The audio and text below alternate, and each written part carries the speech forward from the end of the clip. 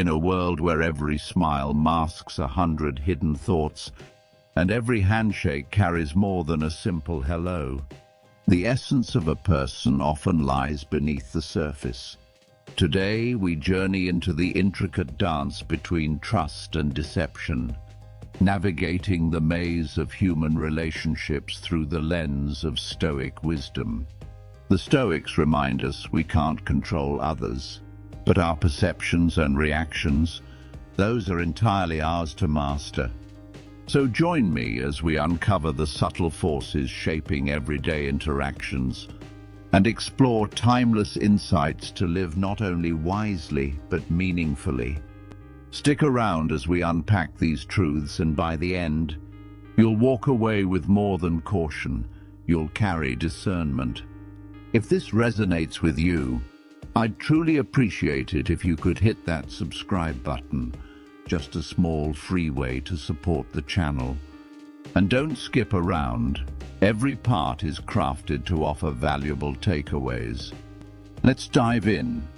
Number 1. The manipulative friend. They're the ones who seem to get you better than anyone. The perfect timing, the empathetic gaze, it all feels genuine.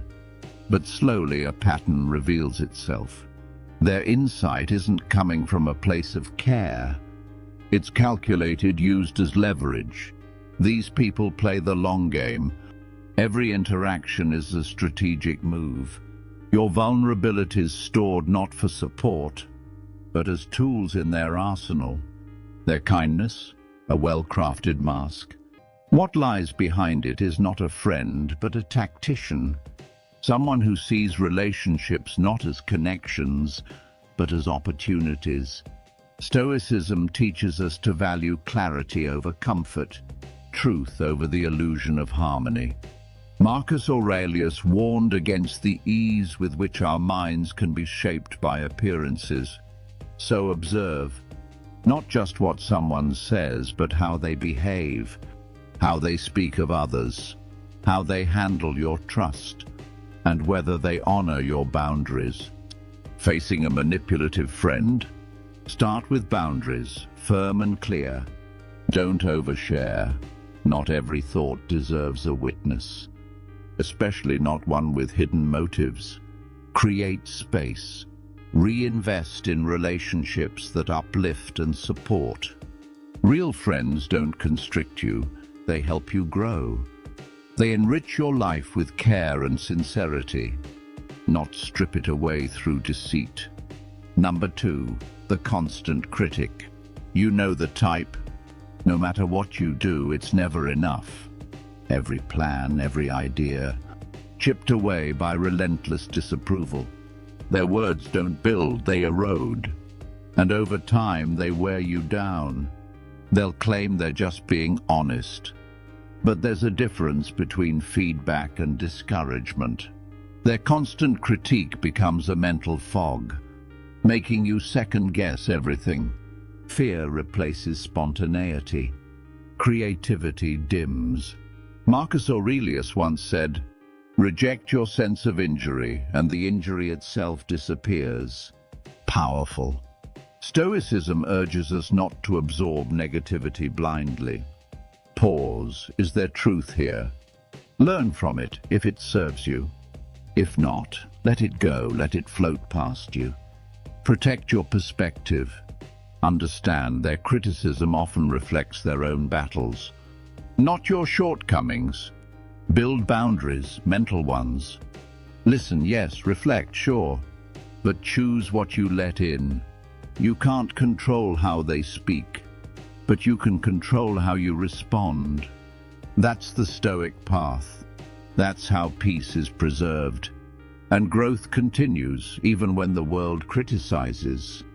Number 3, the superficially friendly. They're warm, approachable. They ask about your day with a perfect smile, always saying the right things. But soon you realize it's surface level, like a puddle reflecting the sky but never deep enough to dive in. These are the social butterflies, fluttering between groups, never staying long enough to form real bonds. In the realm of superficially friendly individuals, interactions often feel like a pleasant dance of politeness, light and agreeable on the surface, yet never touching the core of genuine connection. They're the ones who show up to every party, always smiling in group photos, but when life takes a difficult turn, their presence fades just as quickly as their loyalty. True friendship, as we understand it, goes far beyond shared laughter during good times. It's defined by steadfast support when things get tough, something these fair-weather friends often shy away from. Stoic philosophy reminds us of the importance of cultivating real relationships, prioritizing a handful of meaningful connections over a crowd of casual acquaintances.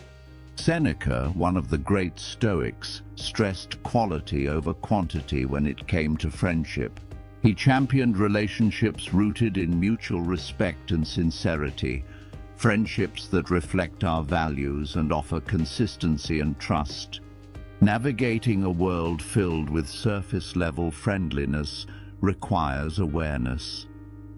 It's okay to enjoy light-hearted moments with these individuals, but don't make the mistake of investing too deeply. Save your emotional energy and your trust for those who've proven themselves through both the highs and the lows. Developing discernment in social relationships isn't just smart, it's essential for emotional health and authenticity. Number 4, the inattentive listener. You've likely encountered them, the ones who nod along, throw in the occasional but their eyes and mind are elsewhere. They're there in body, but not in spirit. Talking to them feels like conversing with a wall that occasionally moves. These kinds of interactions can be incredibly disheartening because they lack the heart of true communication, connection, and mutual understanding. Whether in personal or professional settings, relationships thrive on active participation and sincere attention. When someone consistently zones out, it sends a clear signal. What you're saying doesn't matter to me. Not only does this stifle meaningful exchange, but it also chips away at the emotional bond that comes from being truly heard. The Stoics, especially Marcus Aurelius, emphasized the value of being fully present.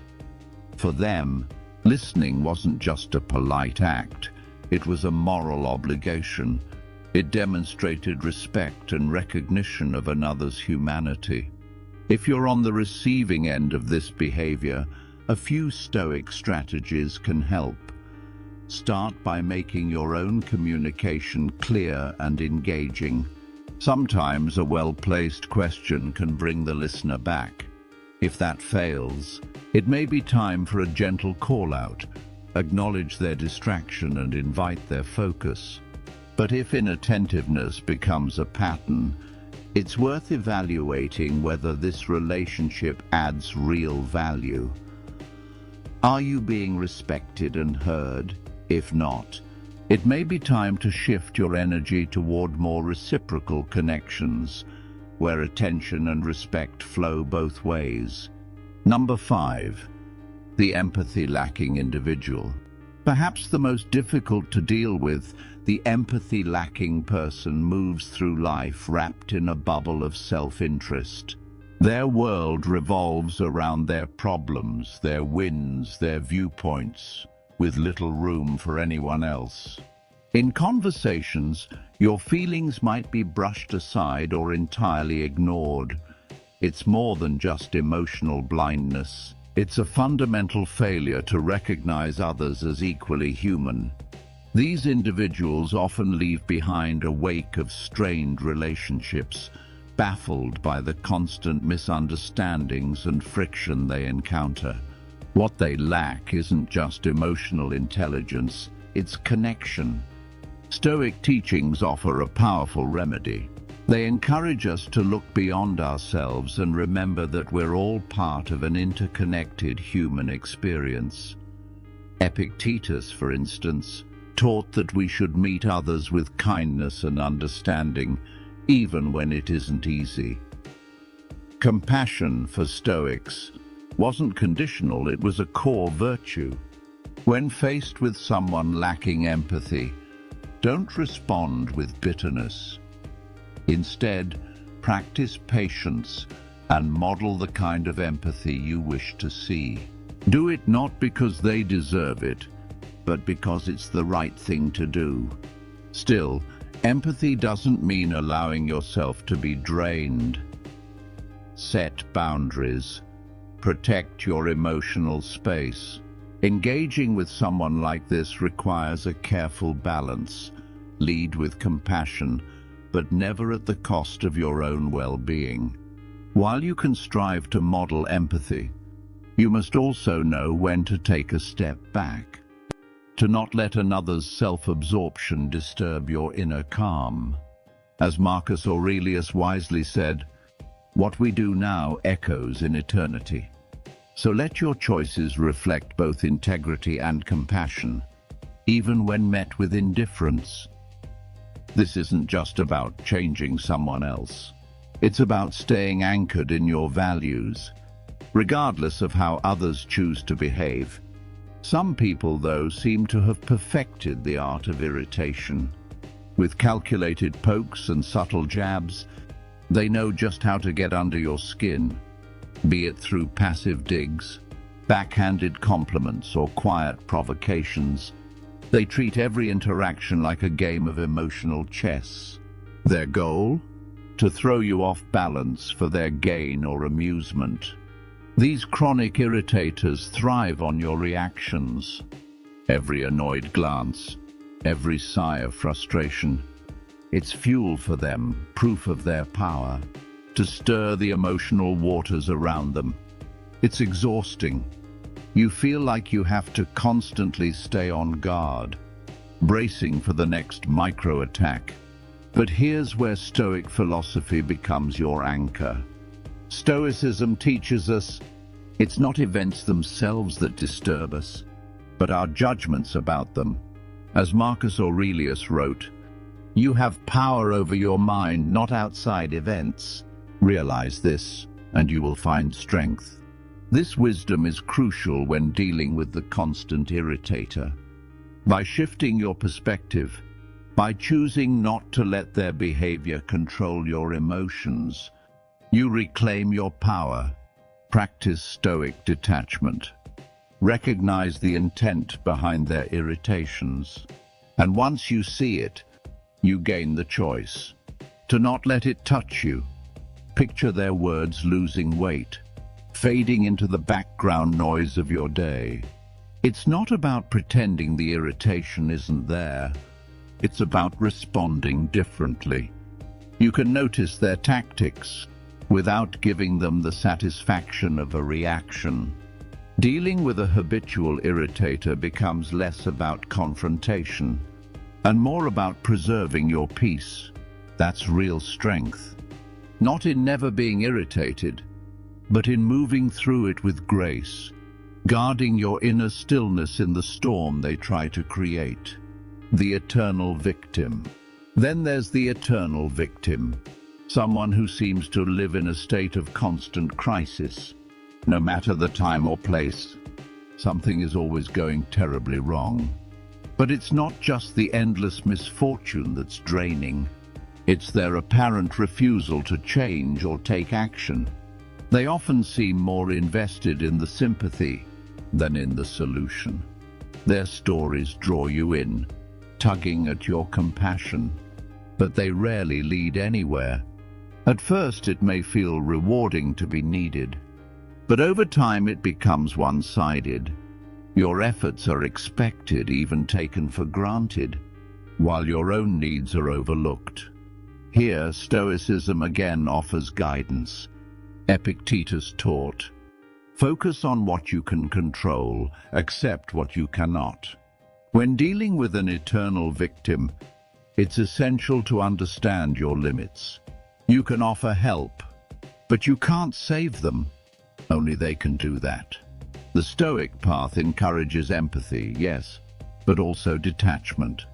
Care for their pain, but release the idea that you must fix their life. Set boundaries when their chaos starts affecting your peace. Being helpful doesn't mean being pulled into their storms. Instead, encourage them to act, to seek real solutions, rather than simply offering consolation. This protects your well-being, and it challenges them to embrace responsibility and resilience, virtues that Stoicism holds dear. Remember, compassion matters, but not at the cost of your own stability. The Stoics remind us, inner peace is sacred. Maintaining it, even in the face of another's perpetual crisis, is both a challenge and a discipline. In doing so, you protect your mind and heart, and maybe help them in a way that truly matters. You might catch them subtly speaking ill of you behind your back. It's a confusing and painful moment. Realizing someone you trusted could so easily betray that trust. The two-faced person doesn't just damage one-on-one relationships. They bring a ripple of negativity that spreads into the environment around them. Their actions breed distrust, spark conflict, and create unease. Whether it's in the workplace, among friends, or even within a family. Often their behavior stems from a craving for control, influence, or simply the thrill of stirring chaos. Stoicism reminds us to stay grounded in our own character, to keep our integrity intact regardless of what others do. Seneca wisely advised us to choose our company carefully. Better to walk alone than in poor company. The Stoic mindset also teaches us to reflect on our reactions to betrayal. Yes, it's natural to feel hurt and even angry when someone shows their true colors. But the Stoic path calls us to rise above that initial emotional storm. Respond with calm. Respond with reason. Hold tight to your values. Don't drop to the level of deceit. When someone reveals themselves as two-faced, the best move is to create distance, emotionally, mentally, even physically if needed. Protect your peace by stepping away from the chaos. And more importantly, seek out those who are real. Build relationships with people who value truth and integrity. Those who speak well of you, whether you're in the room or not. Surrounding yourself with genuine souls aligns with the Stoic ideal of virtuous living. Not only does it create a healthier emotional space, it also helps you flourish untouched by the poison of duplicity. These individuals, often a mix of manipulation, jealousy, dishonesty, and pessimism, can feel like a storm constantly darkening your skies. They have a way of twisting joy into doubt, turning your strengths into insecurities, and making peace feel like a rare luxury. Toxicity doesn't just affect you, it slowly seeps into every part of your life, clouding your judgment, shaking your confidence, and making you second-guess even the good things.